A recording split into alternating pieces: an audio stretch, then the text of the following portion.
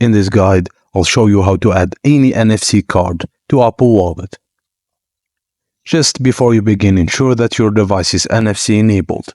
This includes most recent smartphones and iPhones. Go to Settings on your iPhone and tap on General.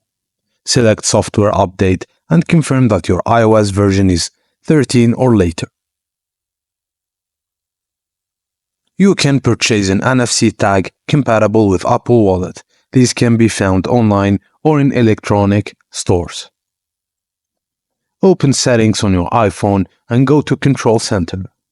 Ensure the NFC tag read-in feature is enabled. If it's not visible or active, proceed to the next step. If the NFC tag read-in is not enabled, download an NFC Tools app from the App Store. Open the App Store, in the search box type NFC Tools and download it.